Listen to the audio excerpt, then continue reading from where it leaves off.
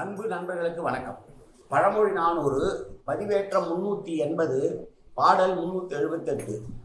இறப்பவர்க்கு ஈய குறைபடும் என்று எண்ணி கரப்பவர் கண்டறியார் கொல்லோ, பரப்பில் துறை தோணி நின்று உலாம் தூங்கு நீர் சேர்ப்ப இறை தோறும் ஊறும் கிணறு.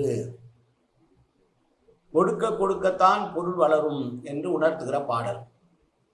கடலின் துறைமுகத்தின் கண் தோணிகள் நின்று அசைந்து கொண்டிருக்கும் அலைகள் நிறைந்த கடல் அரசனே என்று கடல் நாட்டு ஆளுகிற ஒரு அரசனை பார்த்து சொல்லுகிற பாடல் இந்த பாடல்.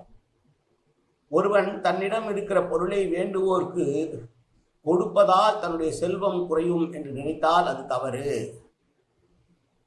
தன்னிடம் உள்ள செல்வத்தை பிறருக்கு கொடுக்க கொடுக்க அது வளருமே தவிர குறையாது என்ற எண்ணம் வேண்டும். எப்படி கிணறானது இறைக்க இறைக்கத்தான் ஊறுமோ அதுபோல கொடுக்க கொடுக்கத்தான் செல்வம் வளரும் என்று உரைக்கிற பாடல்.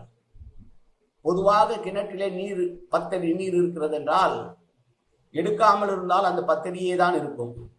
ஆனால் அந்த 10 அடியிலே 3 அடி நீரை நாம் முகர்ந்து விட்டாலும் கூட மீண்டும் உடனடியாக நீர் சுரந்து அந்த 10 அடியை நிரப்பிவிடும். அப்படி ஒருவன் தன்னிடம் உள்ள செல்வத்தை வேண்டியவர்கள் தன்னிடம் யாசகம் கேட்பவர்களுக்கு கொடுப்பதனால் அவன் ஒன்றும் குறைந்து போய்விட மாட்டான். இறைக்கிற கிணறு தான் ஊறும் என்பது போல கொடுக்க கொடுக்க செல்வம் வளரும், தீது நடக்காது என்று சொன்ன பாடல் இந்த பாடல். மீண்டும் பாடலை பார்க்கலாம். இறப்பவர்க்கு ஈய குறைபடும் என்றெண்ணி கரப்பவர் கண்டறியார் கொல்லோ, பரப்பில் துறை தோணி நின்று உலாம் தூங்கும் நீர் சேர்ப்ப இறை தோறும் ஊறும் கிணறு. நன்றி, வணக்கம்.